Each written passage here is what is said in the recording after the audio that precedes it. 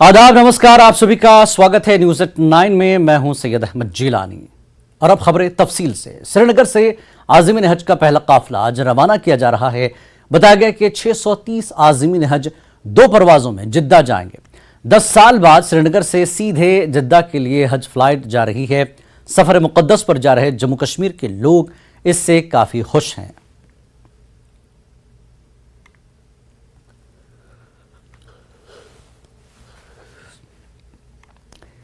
तो नाज़रीन, आपको बता दें कि पहला काफिला जब दिल्ली से गया था और अब ये बाकायदा पहला काफिला जो श्रीनगर से जा रहा है, जिद्दा के लिए रवाना हो रहा है। 630 आज़मीन हज की 2 परवाज़ों से जिद्दा पहुंचेंगे। तो 10 साल बाद श्रीनगर से जिद्दा के लिए पहली हज फ्लाइट है जो श्रीनगर से जा रही है। तो 630 आज़मीन हज का काफिला आज सफ़र मुक़द्दस पर रवाना होगा। आज़मीन हज का यह पहला काफिला है जो सफ़र मुक़द्दस पर श्रीनगर से जिद्दा के लिए उड़ान भरेगा। तो 630 आज़मीन हज हैं जो 2 परवाज़ों से जिद्दा जाएंगे और इस मौके पर आज़मीन हज में खुशी का माहौल है कि वो 10 साल बाद सीधे श्रीनगर से जिद्दा के लिए पहुंच रहे हैं सफ़र हज के लिए। तो श्रीनगर से ये पहला काफिला है जिसकी उड़ान भरने जा रही है। 630 आज़मीन हज को लेकर 2 फ्लाइट होंगी। 2 परवाज़ों के जरिए 630 आज़मीन जिद्दा के लिए रवाना होंगे।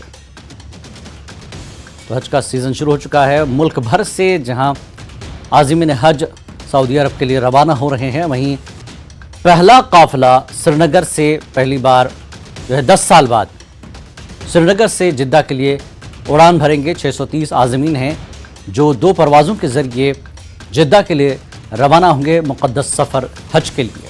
तो आज़मीन में इस डायरेक्ट फ़्लाइट को लेकर जो 10 साल बाद श्रीनगर से शुरू हुई है, आज़मीन हज पहुंच रहे हैं जिद्दा के लिए। तो मुक़द्दस सफ़र के लिए रवाना होने वाले आज़मीन ने इस मौके पर खुशी का इजहार किया। उनके रिश्तेदार, दोस्त, अहबाब श्रीनगर एयरपोर्ट पर उन्हें छोड़ने के लिए, रुखसत करने के लिए पहुंच रहे हैं। सभी आज़मीन और आज़मीन के रिश्तेदारों में खुशी का माहौल है कि श्रीनगर से पहला काफिला आज रवाना होगा। 2 परवाज़ें होंगी जिसमें 630 आज़मीन आज हज बैतुल्लाह 2023 के लिए रवाना होंगे।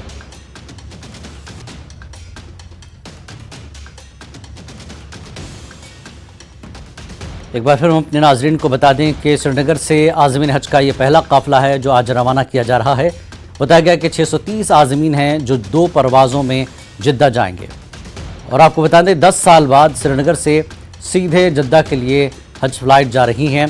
सफ़र मुक़द्दस पर जा रहे जम्मू कश्मीर के लोग, उनके रिश्तेदार और आज़मीन इस मौके पर काफ़ी खुश नज़र आ रहे हैं।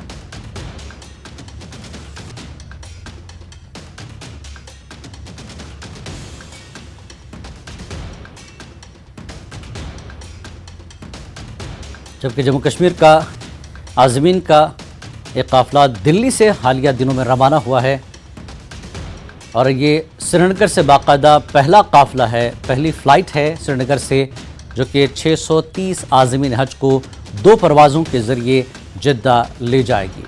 तो आज़मीन के लिए बेहतर इंतज़ामात किए गए हैं। सफ़र मुक़द्दस पर श्रीनगर से रवाना किया जा रहा है। 630 आज़मीन हैं जो 2 परवाज़ों में रवाना होंगे। आपको बता दें श्रीनगर से 10 साल बाद ये फ़्लाइट शुरू की गई है जिद्दा के लिए सीधे। तो एक तरह से कश्मीर में बड़े पैमाने पर तब्दीलियां देखने को मिल रही हैं। वहीं आज जब हज का सीज़न शुरू हुआ तो ऐसे में आज़मीन हज के लिए श्रीनगर से 10 साल बाद जिद्दा के लिए फ़्लाइट शुरू की गई है। तो पहला काफिला श्रीनगर से बाकायदा आज ले जाया जा रहा है। 2 परवाज़ों के ज़रिए 630 आज़मीन हज आज रवाना होंगे। जहाँ 630 आज़मीन अपनी परवाज़ के लिए पहुँच रहे हैं, वहीं बड़ी तादाद में रिश्तेदार उन्हें रुखसत करने के लिए साथ में मौजूद हैं। और ये पहली फ़्लाइट है श्रीनगर से जो 10 साल बाद जिद्दा के लिए रवाना होगी 630 आज़मीन को लेकर।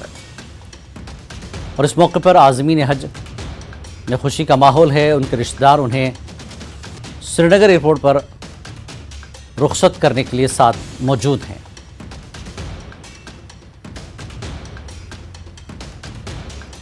हमारे नुमाइंदे आबिद इस वक्त मजीद जानकारी के लिए हमारे साथ जुड़ चुके हैं। आबिद, पहला काफिला है श्रीनगर से 10 साल बाद, क्या कुछ मंजर देखने को मिल रहा है?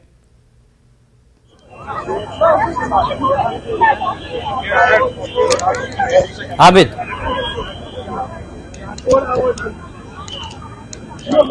लगता है मेरी आवाज नहीं पहुंच पा रही, तो नाज़रीन एक बार फिर हम आपको बता दें, हमारे नुमाइंदे से राब्ता करने की कोशिश करेंगे। पहले जो आज़मीन हज जी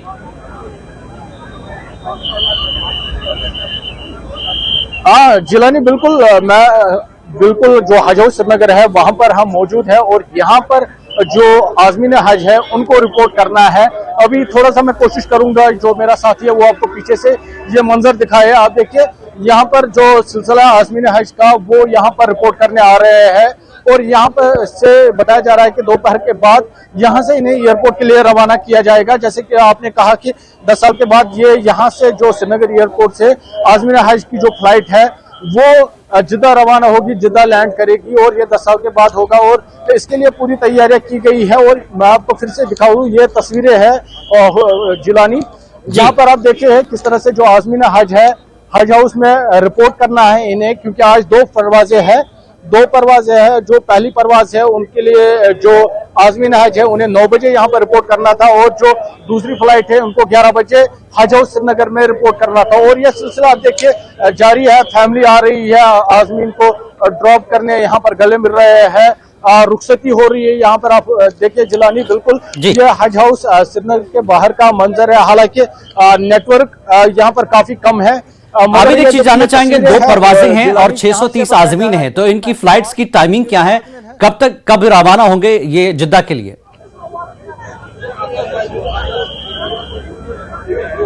बिल्कुल जिलानी, जो बताया जा रहा है, जो जानकारी है, 2 परवाजें हैं, 2 बजे की 3 बजे की एक फ्लाइट है और फिर 5 बजे के बाद दूसरी फ्लाइट है और 630 जो आज़मीन है वो जा रहे हैं 315 पहली परवाज में और 315 दूसरी परवाज में। क्योंकि हज हाउस में इन्हें, क्योंकि अभी काफी टाइम है इनकी फ्लाइट का, लेकिन यहाँ पर हज हाउस पे इन्हें रिपोर्ट करना है और यहाँ पर इनकी स्क्रीनिंग होगी, इनके बैगेज चेक हुए, लगेज चेक होंगे, इनका बोर्डिंग यहाँ पे बनेगा। और ये भी बताया जा रहा है कि क्योंकि दोपहर के बाद यहाँ से इनको गाड़ियों में एयरपोर्ट ले जाया जाएगा और तब तक यहाँ पर इनका जो दीगर बाकी फॉर्मेलिटीज है वो भी पूरी की जाएंगी। और यहाँ पर आप देखिए, क्योंकि अभी जो आज़मीन है आप देख रहे हैं, इनका जो सिलसिला है यहाँ पर रिपोर्ट करने का वो शुरू हुआ है। लोग आ रहे हैं, अपने जो आज़मीन है रिश्तेदार इनको रुखसत कर रहे हैं और यहाँ पर यह भी बताया जा रहा है कि यहाँ पर इनके खाने पीने का भी इंतजाम रखा गया है और दोपहर के बाद ही इन्हें यहाँ से एयरपोर्ट रवाना किया जाएगा। क्योंकि अभी यहाँ पर सुबह का मंजर है, हाईवे पे भी जाम लगा, क्योंकि आज़मीन वादी भर से आ रहे हैं, जम्मू कश्मीर से आ रहे हैं और कुछ जो दूर से आ रहे थे वो पहले ही यहाँ पर रुके थे। और जो आज क्योंकि सुबह से ही काफी इलाकों से, क्योंकि पहली फ्लाइट है श्रीनगर एयरपोर्ट से और काफी इलाकों से ये लोग आ रहे हैं, हाईवे पे भी काफी जाम लगा है, लेकिन सिक्योरिटी और जो ट्रैफिक पुलिस है वो पूरी तरह से इस कोशिश में है कि ट्रैफिक की नक़्ल हमल को बरकरार रखा जाए। क्योंकि ये जो आज पहला काफिला है और पहले ही दिन 2 फ्लाइट्स है, 315 जो आज़मीन है वो पहली परवाज में रवाना होंगे और दूसरी जो परवाज है उसमें भी 315 जो आबिद 10 साल बाद ये सीधे फ्लाइट जा रही है जिद्दा सऊदी अरब के लिए। आज़मीन में 10 साल के बाद ये डायरेक्ट फ्लाइट को लेकर किस तरह का माहौल देखने को मिला? क्योंकि एक बड़ी तब्दीली है जम्मू कश्मीर में 370 के बाद, जिस तरह से लोग एक फ्री अपने आप को महसूस कर रहे हैं और बड़ी तादाद में हाजी अब हज के लिए रवाना, पहले भी जाते थे इसमें कोई शक नहीं, लेकिन जिद्दा के लिए 10 साल बाद ये फ्लाइट लगी है, तो क्या कुछ आज़मीन में इस वक्त जो है उनका रिएक्शन, रद्देमल क्या कुछ देखने को मिला? बिल्कुल जिलानी, हम कोशिश करेंगे कुछ आज़मीन से बात करने की, क्योंकि हमने इससे पहले भी बात की थी ऑफ कैमरा, तो काफी खुशी का इजहार इन लोगों ने किया। हम थोड़ा सा आप यहाँ पे देखिए किस तरह से यहाँ पर जो ट्रॉली लगी है, इनके जो लोग हैं वो मदद कर रहे हैं इन आज़मीन को, तो थोड़ा सा हम कोशिश करेंगे आज़मीन से बात करने की, क्योंकि आप देखिए ये तस्वीरें हैं किस तरह से इनकी रुखसती हो रही है। और कोशिश करेंगे हम जिलानी जी। आप ये तस्वीरें देखिए, हम कोशिश करेंगे आजमीन से बात करने की और किस तरह की खुशी है इनमें। जिलानी आप ये रश भी देख रहे होंगे कितना क्या कुछ यहाँ पर है। और यहाँ पर आप देखिए जो इनके रिश्तेदार है वो रुखसत करने के लिए इन्हें यहाँ पर आए हैं, साथ आए हैं। और आप इनके चेहरों पर, क्योंकि हज पे जा रहे हैं, इनके चेहरों पर खुशी भी वाज़ेह है। तो कोशिश करेंगे हम जिलानी बात करने की। बड़ी तादाद में इन रिश्तेदार भी आज़मीन पहुंचे से। हैं, जो लोग रुखसत करने आए हैं उनसे भी आप बात कर सकते हैं। बिल्कुल बिल्कुल, आप ये तस्वीरें देखिए, आप ये तस्वीरें देखिए जिलानी। हम कोशिश कर रहे हैं बात करने की। अस्सलाम वालेकुम जनाब, कब तक आयु तुम? गोड खाजी। अच्छा, आज गोड ये पे ग जुदा ये फ्लाइट कह खुशी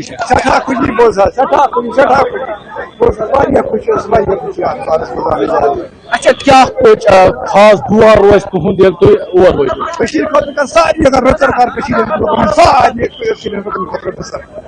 अच्छा वनकस करो बे पन फ्लाइट तो क्या कुछ तैयारी मतलब यम लट क्या बस नो तुम खुद कुछ सहूलियत कर सोरे पकान योताम ठीक है सोरे ठीक पकान क्या कमी आबूजा सरकार से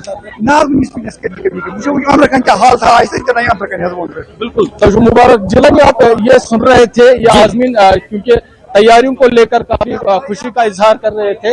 इन्होंने कहा कि अब तक जो सरकार की जानिब से जो तैयारियां थी उनसे वो खुश है, उनसे वो मुतमईन है।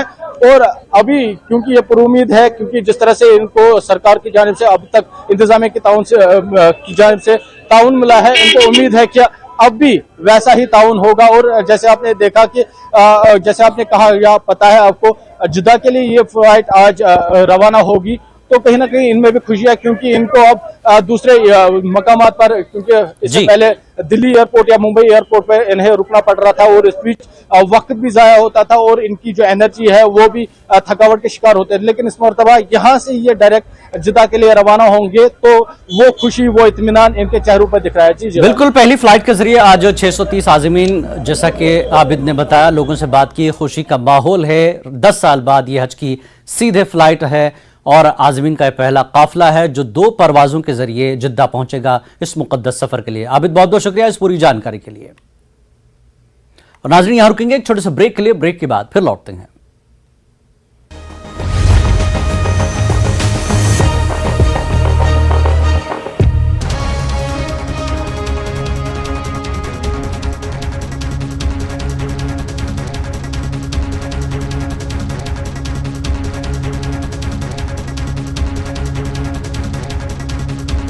बैद्यनाथ कब्ज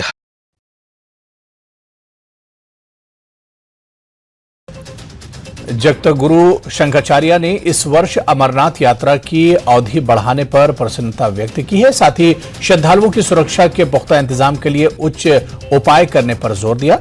शंकराचार्य ने अमरनाथ तीर्थयात्रियों के लिए पंजीकरण शुल्क में बढ़ोतरी पर भी चिंता व्यक्त की। पहलगाम में एक दिल दहला देने वाला हादसा पेश आया। देवदार के पेड़ के नीचे दबकर तमिलनाडु के एक पर्यटक की मौत हो गई। पर्यटक की पहचान तमिलनाडु के जनार्थम के रूप में हुई है। विश्व पर्यावरण दिवस के मौके पर गुरेज के बख्तूर इलाके में सेना की ओर से एक समारोह आयोजित किया गया। कन्या मध्य विद्यालय बख्तूर में आयोजित इस कार्यक्रम में बड़ी संख्या में स्कूली बच्चों ने भाग लिया।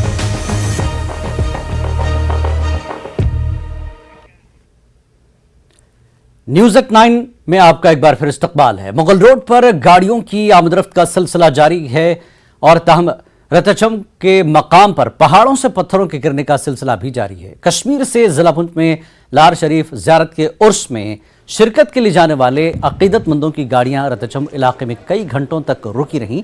ताज़ा मिट्टी के तोदे गिरने से सड़क ब्लॉक हो गई थी, जिसके नतीजे में ट्रैफिक निज़ाम मुतासर रहा।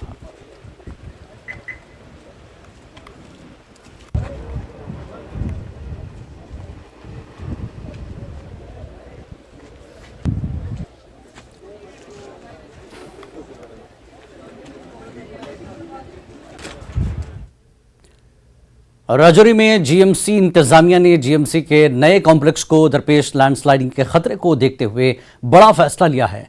यहां 120 कनाल बंजर जमीन 2 महीने के अंदर सरसब्ज शादाब बनाई जाएगी। यहां 5000 पेड़ पौधे लगाने का निशाना मुकर्रर किया गया है। जीएमसी का नया कॉम्प्लेक्स राजौरी शहर से तकरीबन 8 किलोमीटर दूर मेहरा गांव में बनाया गया है। यहां इमारत तो बन गई, लेकिन कई दरख्त काटने पड़े थे। बाउंड्री वॉल न होने की वजह से यहां बड़े पैमाने पर मिट्टी का कटाव हो रहा है। जीएमसी से मेहरा कैंपस का माहौल फिर से सरसब्ज व शादाब बनाने का अज़्म है। गवर्नमेंट मेडिकल कॉलेज राजौरी के नए परिसर में हम खड़े हैं। 120 कनाल जमीन यहां पर जीएमसी राजौरी की है, जिसको काफी साल लगे हैं इस बिल्डिंग को तैयार करने में, इस पूरे परिसर को तैयार करने में, और कई पौधों का यहां पर नुकसान हुआ है। इन पौधों की भरपाई के लिए जीएमसी राजौरी ने एक बड़ा इनिशिएटिव लिया है। जीएमसी राजौरी ने एक अहद लिया है कि तमाम जो पौधों का नुकसान हुआ है उनसे कहीं गुना ज्यादा पौधे लगाकर इस एरिया को हरा भरा किया जाएगा। जीएमसी राजौरी के प्रिंसिपल एएस भाटिया मेरे साथ हैं। भाटिया साहब, क्या इनिशिएटिव आपने लिया है और कितने अरसे तक ये पूरा कंप्लीट हो जाएगा?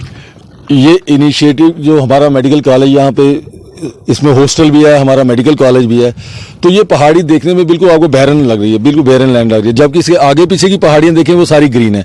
तो इसका मतलब इसमें भी कैपेबिलिटी है ग्रीन होने की। तो हमने पूरी एडमिनिस्ट्रेशन ने ये लिया कि इस पूरी पहाड़ी को हमने दोबारा से ग्रीन करना है, जैसे ये किसी जमाने में हुआ करती थी।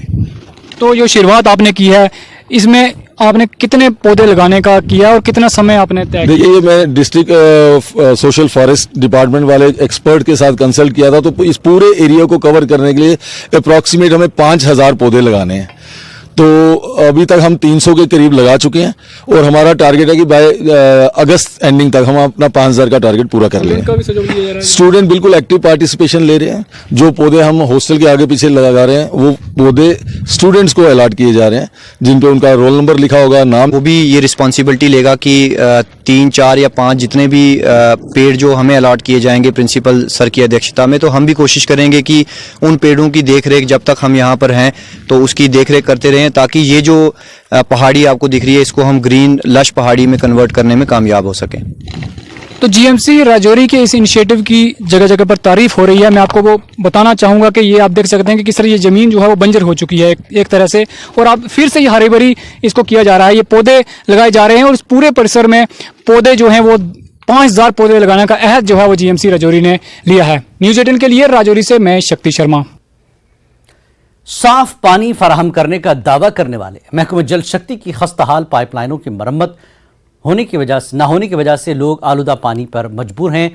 कठुआ शहर के वार्ड नंबर 11 में एक अवामी नल से मुर्दा सांप निकला। लोगों ने मुतल्लिका महकमे के खिलाफ सख्त बरहमी का इजहार करते हुए कहा कि गंदे पानी के मसले के बारे में मुतअद्दिद बार महकमे को आगाह किया गया।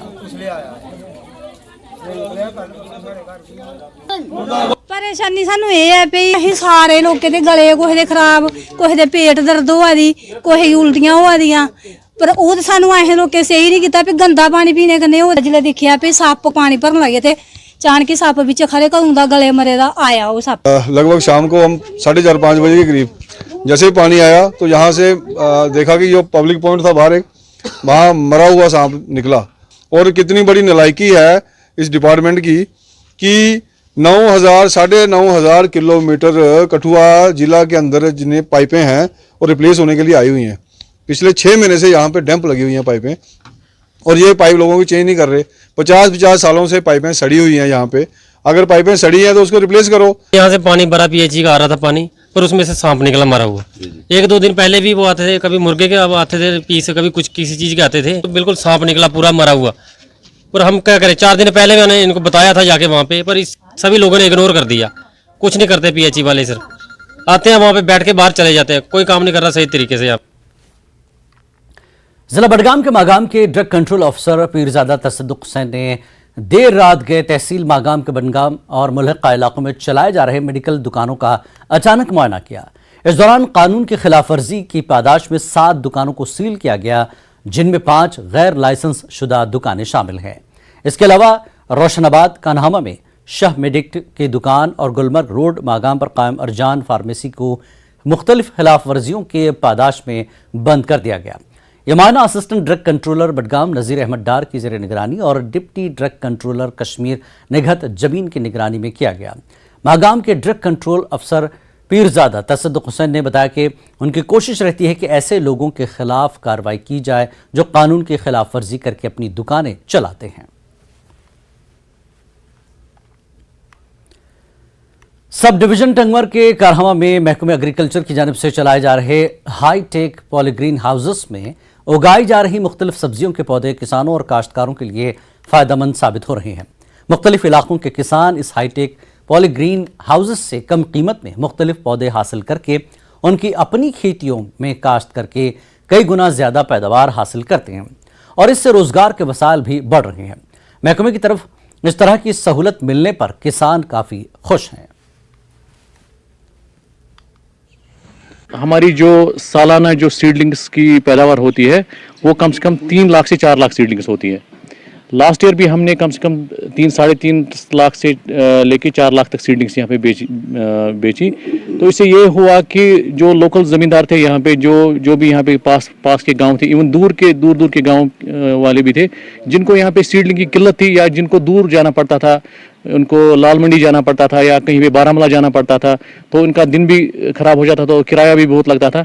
अब यहाँ पे उनके लिए लोकली यहाँ पे क्वालिटी सीडलिंग्स अवेलेबल है राउंड द ईयर। एक साल में 3 बार सीडिंग कर सकते हैं और यहाँ की जो सीडिंग है वो 100% जितना भी हम लगाएंगे हम कुछ ज़ाया नहीं होता है। और अगर देखिए इससे पहले हम खुद जब लगाते थे तो वो उसका मतलब प्रोडक्शन जो उतना नहीं आता था, यहाँ का जो है उसमें बहुत अच्छा फ़ायदा आता है, बहुत अच्छा। तो हम शुक्रगुजार है इस महकमे के कि उन्होंने यहाँ पर ये सीड हाईटेक लगाया हुआ है और हमें वक्तन फ़वक्तन हमेशा यहाँ पर जो है बीज ये सीड्स प्लांट्स मिलते हैं, लाइक ब्रोकोली के है, मतलब कड़म के हैं, ग्रीन चिली के हैं और हमें बहुत फ़ायदा मिला इससे sir. LG Ladakh doctor BD Mishra ने करगिल कैंपस में ट्राइबल रिसर्च सेंटर के ज़ेर एहतमाम मुनक्कदा 2nd ट्राइबल फेस्टिवल का इफ्तिताह किया। LRC यानी लद्दाख रेजिडेंस सर्टिफिकेट के बारे में एक सवाल के जवाब में उन्होंने कहा कि LRC का मतलब मकामी लोगों के लिए नौकरी है और हमें मकामी लद्दाखी के लिए मुलाजमत के मौके फराहम करने की ज़रूरत है। यहाँ ये बात काबिल ज़िक्र है कि 1 माह कबल लद्दाख में कुछ गैर मकामी अफराद की तकरीर हुई थी। LG ने इस मामले पर जायजा लेने की बात कही।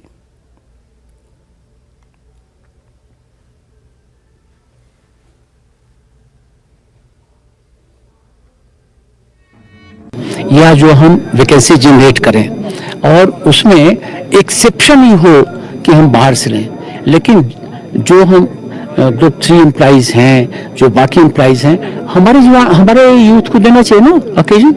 हमको अपने लोगों को देखना है ना, तो हम नहीं देखेंगे अपने लोगों को तो कौन देखेगा। तो उसका मैं उसको एक्सेप्ट करता हूँ, उसको रीइंफोर्स करेंगे और ये जितना भी हम अपने यूथ के लिए अच्छा फ्यूचर प्रोवाइड कर सकेंगे करेंगे। सर लद्दाख यूनिवर्सिटी में LRC कब तक मैंडेटरी हो सकता है? कॉन्ट्रेक्चुअल पोस्ट नहीं, जो भी वैकेंसी निकली है अभी हमारी एक मीटिंग हो रही है यूनिवर्सिटी के गवर्निंग बॉडी की और उसमें डिस्कस होगा और उसमें पॉलिसी लेकर। सौरा श्रीनगर के मकीनों को आलूदा हो चुकी अंजार झील की वजह से मुश्किलात का सामना करना पड़ रहा है। अंजार झील जो कभी सयाहों की तवज्जो का मरकज थी, अब आलूदा बंजर जमीन में तब्दील हो चुकी है। दरअसल इसकी देखरेख की ज़रूरत है। मकामी लोगों का कहना है कि इस झील पर तवज्जो नहीं दी जा रही है, जिसके बाद झील तेज़ी से सुकड़ रही है। मकीनों ने मजीद कहा कि इस झील में आबी हयात भी कम हो गई है। लोगों ने झील की सफाई और उस पर से नाजायज़ तजावुज़ात हटाने की मांग की। योर यकीन खयन खंद करने बल्कि तेल यीत नलक कह यीत आज आब सान माजि बेन आब खलान यार बला पे नागा पे यह खेवान नोस इन्फेक्शन नोस कहें। आज तुम वुचान आलूदगी क्या आलूदगी कचा गंदगी कचा यम जन सान माजि बेन वसान योर यार बल डेर खालान वालान मतलब इन काम गसान जमीनस पे गसान तिम बिचार बेमार गसान बुजुर्ग तिम बेमार अक्सर इन्फेक्शन यह तुम वुचान गंदगी पान अत वन जरूरत कह। करान मोदबान गुजारिश हुकूमतस ये अगर कह कर बरई त्रावन जवान बुजुर्ग नबर बनान नीर सह गंदगी लिहाजा ये तुथ हिसाब बेमार पेवान इंसान रात चुत निमोन कोट वो ये सात प्रॉब्लम ये गंदगी ये बनान सुल चीज नीरुन गो फर्स्ट क्लास मातम थोप वन बह ये मूजूब आय बल्ब बहरन योत वसनस यह गंदगी ब्रो सफाई चवान आब वाब असल पे मगर आज सही हिसाब आज सही हिसाब साफ गसन